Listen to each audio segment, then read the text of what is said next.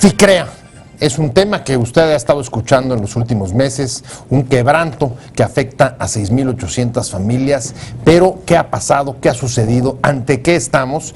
Nuevamente asistiremos a un rescate con dinero público, sin que haya culpables, sin que haya castigo para aquellos que hayan cometido un delito o hayan desviado recursos de esta institución de crédito. Estamos en Opiniones Encontradas, de esto vamos a hablar hoy. Soy José Buendía. Gracias por estar con nosotros en este programa en el que todas las ideas se pueden cuestionar siempre que se debatan. Vamos a ver unos datos y algunas declaraciones para contextualizar y venir aquí a nuestra mesa a tener nuestro debate de hoy sobre este tema.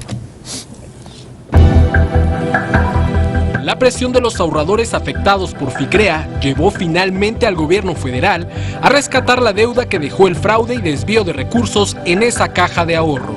El gobierno habría inyectado a principios de este año más de $600 millones para apoyar a las 6,800 familias que han visto dañado su patrimonio por la operación irregular e incluso el uso de recursos de procedencia ilícita de FICREA.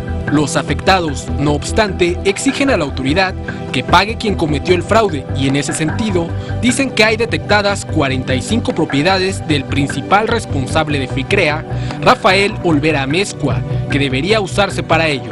El fraude de FICREA y la quiebra del Banco Centenario afectan la confianza en un sector que cuenta con alrededor de 8 millones de ahorradores. Un juzgado federal dictó el auto de formal prisión en contra del notario público Alfredo Caso Velázquez y el abogado Aldo Reséndiz por su presunta responsabilidad en el desvío de 2.700 millones de pesos de los ahorradores de FICREA y por el delito de operaciones con recursos de procedencia ilícita. Es necesario cambiar el marco legal. ¿Cómo evitar otra vez que se ponga en riesgo el patrimonio de los ahorradores? Posiciones. Número 1. Narciso Campos, jefe de la Unidad de Banca, Valores y Ahorro de Hacienda, aseguró que no se debe satanizar al sector de ahorro y crédito popular por el caso FICREA y adelantó que ya tomaron medidas al respecto. Está concluyendo un proceso de regularización muy importante donde cerca del 90% de los activos ya están regulados y supervisados, refirió. Número 2. El coordinador parlamentario del PRI en la Cámara de Diputados, Manlio Fabio Beltrones, anunció la creación de una nueva ley de ahorro y crédito popular, donde se establezcan la regulación del ahorro bancario y la operación de las sociedades cooperativas para evitar quebrantos como el reciente escándalo del caso FICREA.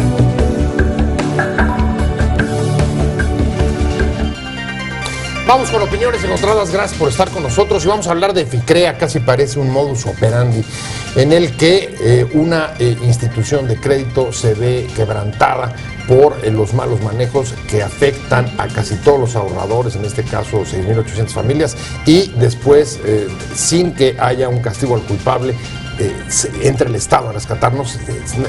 No sabemos si es exactamente ya esta la situación en la que se encuentra FICREA y por eso vamos a hablar con alguien que ha estado muy cerca de todas las negociaciones y lo que se ha llevado a cabo, sobre todo cerca de los afectados que han estado presionando a las autoridades para que les resuelvan y no pierdan su patrimonio. El diputado Fernando Belauzarán. Fernando, un placer que estés con nosotros. No, siempre, el gusto siempre es mío, José, qué gusto estar con ustedes. Y está también con nosotros, Fernando Belauzarán, es diputado del PRD, y está también con nosotros la directora general de AMUX, la Asociación Mexicana de Uniones de Crédito del Sector Social, Isabel Cruz Hernández. Isabel, muchas gracias. Al contrario, es un placer. Pues si quieren vamos a empezar un poco por lo más obvio. No tenemos seguridad. Hoy hay información en la prensa de que se ha producido un rescate, más de 600 millones. Bueno. Y quizá empecemos por ahí, Fernando. ¿Dónde y en qué punto se encuentra? ¿Ya estamos ante un rescate? ¿No estamos? ¿Cuál es el estado del arte en FICREA? Ayer nos reunimos con la Federación de Sofipos y con quien está pagando el seguro. Y no nos dijeron que había habido este ingreso de 600 millones de parte del Estado para soportarlo. No nos informaron eso, es más, dijeron que iban a tener un remanente, etcétera, todavía, ¿no? Entonces, ya tenemos una pregunta para ahora que nos reunamos con las autoridades, que posiblemente sea mañana. Yo estoy esperando nada más la confirmación, pero parece que mañana nos reuniremos. Pues esa será una de las preguntas que haré, pero ayer no fue eso lo que nos informaron. Pero más allá de eso, mira, el problema es estamos aquí ante un fraude más, no es el primer fraude que existe. Y algo está pasando, ¿no? Porque estamos hablando de instituciones que están supervisadas, tanto por la Comisión Nacional Bancaria de Valores como por la propia Federación de Sofipos. La Federación Atlántico-Pacífico, por ley, también supervisa lo que llaman supervisión auxiliar. Pero imagínate, tú perteneces a la federación que también te supervisa. Y dime si eso ya parece un conflicto de interés, incluso así lo dijo, así lo dijo el propio presidente de la federación, que eso pues era, pero que así era la ley, dice. Pero lo que no sabíamos y ayer nos enteramos es que, bueno, ya estaba en ya había salido una nota, pero ayer lo confirmamos, la misma federación es cliente de FICREA. Entonces, eso es una anomalía tremenda. Si es un conflicto de interés que quien supervise, luego además que sea cliente, se ve muy mal. Y lo peor de todo es que a quien no le avisaron jamás fue a los ahorradores. Se supone, mira, aquí es la historia. FICREA empieza a trabajar en 2009. En 2008 hace los trámites, en 2009 empieza a funcionar. Desde el principio hay irregularidad con Lehman, ¿no? Pero todos dicen que se dieron cuenta hasta 2014. De marzo para acá todo el mundo dice que encontraron ya cosas, pero de marzo a noviembre se duplica la cartera y empiezan a ver cosas raras. Aquí les dije, ¿qué es lo atípico? Les pregunté ayer a los feos. Bueno, un crecimiento anormal. Se duplicó la cartera de marzo a noviembre. Es decir, desde que empezaron a ver las anomalías. Y los últimos en enterarse fueron los ahorradores. Nadie les alertó a los ahorradores. Esos indicios de malos manejos y de cosas extrañas, al que no le informaron fue a los ahorradores. Entonces, los ahorradores se fueron, perdón la expresión, embarcando más, ¿no? Y llega, y bueno, y la pregunta que uno dice además de que uno se pregunta, ¿y la supervisión? ¿No? ¿En qué consiste la supervisión? ¿Cómo? Pero cuando ves que quien tiene que supervisar es hasta cliente de la misma, hasta la misma empresa, pues parece ser que a lo mejor es, pues mira, es una irregularidad, pero no la hagas, no haga ruido, aquí nos queremos hasta mucho, de la vista etcétera, gorda, de ver al otro lado. Exacto, esa es la idea. Pero salieron 8 millones de euros ya en octubre, ya cuando estaba incluso la PGR investigando, se fueron a España, 470 millones de dólares 2 días antes de la intervención, 130 pagarés con vencimiento de un día, del 6 al 7 de noviembre exactamente. Entonces hay cosas que huelen de veras mal. Ahora, eso es el problema como se da. Ahora, nosotros tenemos que poner en el centro de nuestra preocupación, la solución. ¿Cómo le recuperamos los ahorros a la gente? ¿Con qué? Pues bueno, primero, efectivamente buscando, hay que ver lo de los UDIs, estamos discutiendo el asunto del seguro, porque hay una diferencia entre los 25,000 UDIs de los SOFIPOS, que son 130,000 pesos, a la diferencia que hay con los bancos de que son 400,000 UDIs, que son 2 millones de pesos. La diferencia es abismal. Entonces tenemos que ver tenemos que ver cómo buscamos una solución para el mayor número de ahorradores de golpe. Y luego la cartera. La cartera al menos es de 3,200 millones de pesos. Se dice que incluso más, porque esa de 3,200 solo es la cartera de Lehman. Hay que sumarle la de FICREA, que dicen que es alrededor de 300. Lo que estaba en caja, que quizás son 500 millones. Eso lo vamos a arreglar con las autoridades para que nos digan. ¿Y qué se hace con la cartera? Se vende la cartera, como algunos dicen, que eso significaría rematarla, es decir, que no te van a dar un peso por uno, o los mismos ahorradores dicen, ¿por qué no la administran? Como es una cartera que se basa en arrendamiento y da utilidades, bueno, eso lo vamos a aclarar con las autoridades, cuál es el camino mejor para lo fundamental, regresarles el ahorro a la gente, y porque insisto, ellos son víctimas de una institución que era regulada, fiscalizada por el sistema financiero mexicano. A ver, son víctimas. Ahí hay 2 puntos, Isabel. Uno es la parte preventiva, que evidentemente falló, y otra parte es la búsqueda de la solución, como decía Fernando. Pero a ver, la parte preventiva, tú decías, yo he estado en la confección de casi toda la legislación sobre estas instituciones de ahorro de los últimos años. Incluso se dice que sí hubo algunas llamadas de atención sobre lo que estaba pasando en FICREA. ¿Cómo es posible que puedan darse mes tras mes, casi un modus operandi, que acabe juntándose, grosso modo, un quebranto de 2,700 millones de pesos? Sí. Bueno, mira, conozco muy bien el sector y conozco muy bien el sistema de supervisión. Yo misma trabajo en instituciones supervisadas. lo que es cierto de lo que dice el diputado es que esto no pasó de la noche a la mañana, ¿sí? Que sí hubo señales y que quienes tuvieron que dar las señales no alertaron, no a los ahorradores, sino a las autoridades para que intervinieran. Hay evidentemente una falla del sistema de supervisión y hay que cambiarlo. ¿Dónde es Conducef? Mira, no, ¿A quién es tiene la que haber Comisión Nacional alertado? Bancaria. Y En la primer Comisión lugar, Nacional Bancaria también estaba volteando para otro lado. no, es que yo creo que, mira, hay responsables y yo sí creo que hay un problema muy fuerte de fraudes maquinados e incluso puede ser de contubernios y de asociaciones porque daban mucha lana para que nadie los tocara.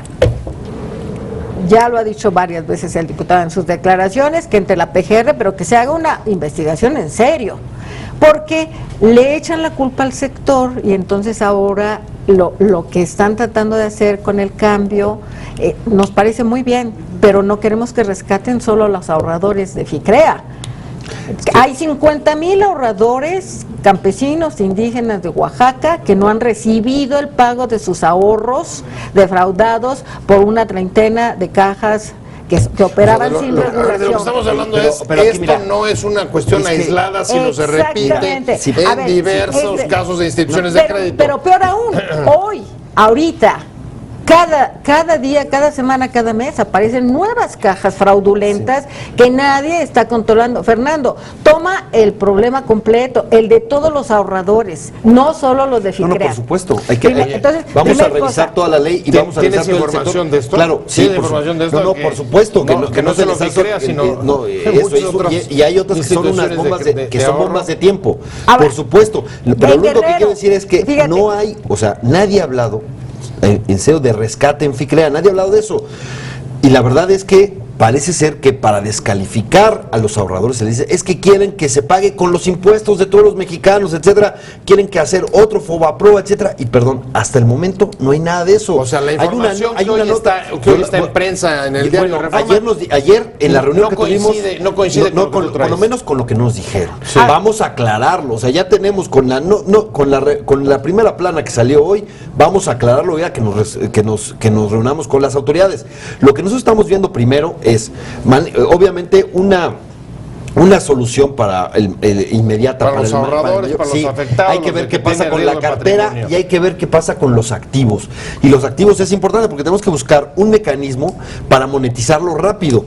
Que no se vaya, imagínate que cada inmueble los activos hay que decirlo con toda claridad, los activos de Olvera. De Olvera, claro. ¿No? El principal responsable de FICREA, que se le han detectado 45 propiedades. Hace no mucho salió una noticia que dio un corresponsal en España diciendo que Lehman en España se sigue capitalizando y se sigue capitalizando desde México. Es noticia de enero, ¿no? Cuando desde diciembre está la liquidación. Ver, entonces hay cosas que ¿por qué sucedió FICREA? A ver, esto cubre nada más un dato. Esto cubre, estas instituciones cubren cerca de 8 millones de personas. Que eso sobra. Ajá. Que eso sobra para 8 millones de personas. ¿Qué garantía tiene para? Si me permiten dar mi humilde opinión, adelante. es ¿qué fue lo que pasó? FICREA no nació con Amezcua. FICREA nació con otros inversores y durante los 4 años de funcionamiento sus activos globales eran 20 millones, ¿sí? Y ellos decidieron vender y Amezcua comprar.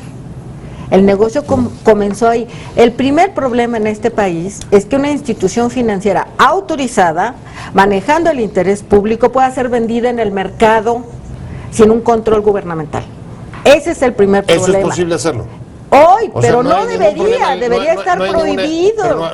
En este momento no hay ninguna ilegalidad de eso. Se puede vender como cualquier transacción comercial. Casi. Las autoridades sí lo tienen que autorizar, pero en el mercado libre se realizan las transacciones y luego solo se le avisa a la bancaria. Es que FICREA era una especie de fachada, porque FICREA todo lo que recibía se lo mandaba a Lehman, que era del mismo dueño, nada más que FICREA está regulado, Lehman no está regulado. Lehman se dedica a arrendamiento, pero eso que está prohibido, y siempre el 8% de las operaciones de FICREA fueron a través de Lehman. Así se iba, que es el mismo, desviación de recursos y dice, manejo de recursos de procedencia ilícita, ambas. Se lo pasaba. A ver, hay dos acusaciones: recursos, desviación de recursos y procedencia ilícita. Pero lo que digo es, incluso las actividades digamos cotidianas de FICREA eran de manera irregular porque se las pasaba a una empresa de su propia, del mismo dueño. Pero sí sabes cómo se hacía. Es que lo que hay que entender es que el modus operandi estuvo muy bien diseñado. Ahorita nos vas, ahorita nos vas a explicar el modus la operandi, calificadora pero Rawlings, si tú pones en la página de la Bolsa Mexicana de Valores.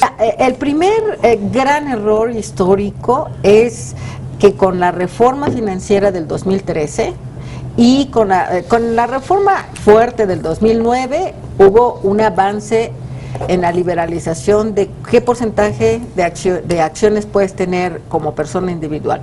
Pero con la reforma del 2013 terminaron de ganar terreno para tener socios mayoritarios, cuando en la historia de México y del mundo entero los intermediarios que se dedican al ahorro crédito popular no pueden tener dueños mayoritarios.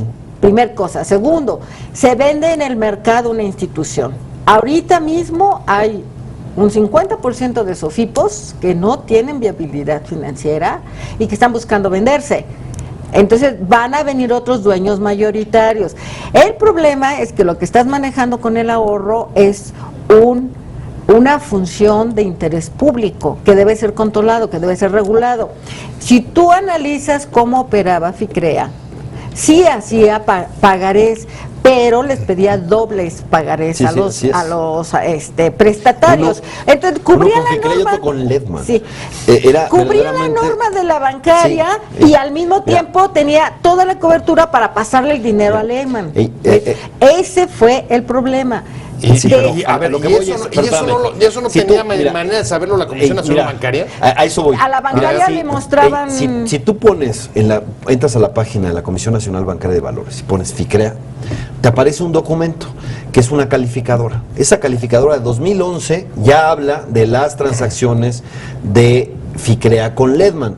Si se dio cuenta la calificadora, que no se hayan dado cuenta los supervisores, esa es una pregunta que cualquiera se tendría que hacer. Más bien, creo que lo toleraron. Y lo toleraron por ese tipo de relaciones de cabildeo extraoficial, digamos, que era Olvera no sé llamarle cachondear a medio mundo ahí con recursos, los traía muy consentidos a todo el mundo. Y yo creo que por eso, pero mira, más allá, tan consentidos como para que a la Comisión Nacional de Bancaria de Valores se le vaya, digamos, porque lo que a todos luces parece una operación encubierta. Ellos dicen operaciones encubiertas, ¿no? Ellos dicen que se dan cuenta hasta marzo de 2014, pero más de eso vamos a ver la solución, y tiene razón, no solo para los de FICREA, sino que hay una cantidad de instituciones de ahorro, ya sea SOFIPOS, ya sea cooperativas, etcétera, que están en un riesgo real y hay que atajarlo. Y no puede ser que, como ayer nos dijo el de la Federación, que dice, miren, el que quiere defraudar va a defraudar. Así nos dijo acá. Entonces, quien tiene que votar por más regulación que ponga el defraudar, eso nos dice, le decimos. Entonces, ¿qué le decimos a los ahorradores? Que tienen que no confíen. Pues claro, que no confíen. ¿A qué santos se van a encomendar para que? Yo creo que es una posición cínica. Sí. O sea, que lo que tenemos que poner enfrente efectivamente es el interior de los ahorradores. Y aquí hay fallas de supervisión. Hubo fallas en las cooperativas y la corrigieron. Desaparecieron las federaciones de supervisión y crearon un comité único. Hoy hay que hacer lo mismo en el sector de SOFIPOS, desaparecer función. Pero si te sigo, eso, o regresar la confianza y poner al ahorrador en el centro, pasa por revertir la reforma de 2.9, de 2.13 y de 2.13, perdón. Sí, pasa por poner límites. No puede haber dueños mayoritarios, no puede haber accionistas de más del 10%, no puede haber personas que no tengan investigación de su calidad moral en el sector. Y déjame decirte, no es solamente FICREA, nos acabamos de enterar que el Banco Progreso de Chihuahua, el dueño mayoritario es el gobernador, que es un político. La mejor unión de crédito del país. ¿Sabían eso? Tomada por un político. Claro, Javier Corral ha estado denunciando. Bueno, entonces, mira, ni los políticos, ni los sacerdotes, ni los empresarios sin escrúpulos pueden ser dueños de instituciones financieras, dueños mayoritarios. Hay que revisar, hay que poner topes al accionariado, Pero lo más importante, hay que ver el sector en su conjunto. Claro, y si hay parte de dinero público que se va a la institución de crédito del gobernador, imagínate si no hay un conflicto de intereses, ¿no? No, absoluto. Entonces, mira, nada más que... ¿Ustedes están conscientes de eso para cambiar la ley, Sí, Fernando? por Porque supuesto. por Malio, el coordinador del PRI anunció que viene una nueva ley de... Sí, estamos en eso, estamos en eso. Pero llámenos a todo el sector ahorro crédito popular porque no puedes ver solamente eso. No, tienes razón. Mira, lo que yo de una vez te digo es, las propuestas que tengan de cambio de la ley, pues discutámoslas ya, háganosla llegar. Mira, yo les hago saber... Te las digo, ¿cómo podemos rescatar a los ahorradores de hoy y a los futuros para que no sean defraudados? Hay que poner límites. Primero, una institución financiera no se puede vender en el mercado libre. Sí, como si fuera cualquier producto, cualquier transacción se puede. Comercial. Se tiene que controlar el tipo de accionistas, no cualquier accionista, no políticos, no sacerdotes, no empresarios con holding. Pero en el caso de esta semana empresarios no eran ni sacerdotes ni eran políticos. Pero estamos a buen tiempo. Un empresario con holding, con varias empresas asociadas. Yo creo que mañana nos reunimos con autoridades, la próxima semana ya empezamos a ver propuestas de modificación de ley, las propuestas que tú tienes, sería muy bueno ya con el articulado. Ahora, déjame decir algo que es muy importante para el público en general. Hay muchas instituciones sólidas y el ahorro crédito popular está seguro en muchas instituciones, pero en otras no. No todas son iguales y tenemos que crear un ecosistema confiable para todos los ahorradores. ¿Qué quiere decir eso? Bueno, mira, para empezar el buró de crédito, tenemos que tener un buró de crédito del sector ahorro crédito popular. ¿Sí? ¿No hay? No hay, y los que tenemos 2 monopolios que se controlan el mercado. Necesitamos un tercero del sector ahorro crédito popular para abrir y evitar el sobreendeudamiento. Necesitamos también que todos estemos en una misma mesa, porque déjame decirte, la reforma que permitió FICREA hoy, la compraron las SOFIPOS con su cabildera en la Cámara de Diputados. O sea, a ver, yo de las palabras, de lo que han dicho, lo que desprendo es que eso es un sector en el que digamos que la institucionalidad es muy débil. Nada más que quiero decir que estoy en lo cierto. Los controles de legalidad son débiles. Es que lo que se acaba de decir es muy grave. Que no son suficientes. Mira, yo la verdad es que lo que se acaba de decir de que fue un cabildeo casi comprado por las SOFIPOS, pues pongámoslo sobre la mesa, porque eso es algo gravísimo y yo no estoy dispuesto a que eso pase de largo, ¿no? Entonces, a ver si ahorita platicamos para ver dónde estuvo el asunto y vamos a aclarar. Ahora, hay una cosa, en la reforma del 2013 de la reforma esta financiera, se ponía una forma para que se alertara a los ahorradores. Y la verdad es que los últimos en enterarse fueron los ahorradores. Es más, hay un gran número de gente que ahorró los primeros días de noviembre antes de la intervención. No se entera la autoridad supervisora. Pues casi parecen estar actuando al margen en todo el mundo, de cualquier supervisión. En todo el mundo. Lo que tú tienes que hacer es crear mecanismos de mercado que alerten sobre las instituciones. Y ya en el sector ahorro crédito ya sabemos, cuando alguien ofrece las tasas que ofrecía FICREA, eso va a fraude. Es algo conocido. No puedes, en el sector no se ofrece más del 8-9%. 10, 11, 2 o más. Perdón, nada más que no a todos los ahorradores.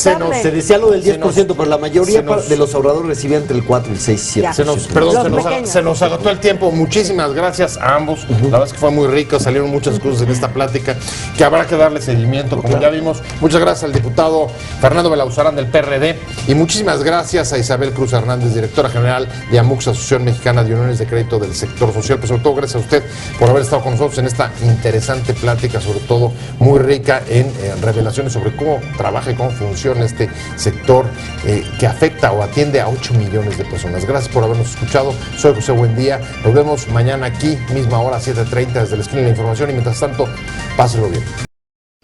Te invitamos a seguir cuestionando la información con los siguientes videos.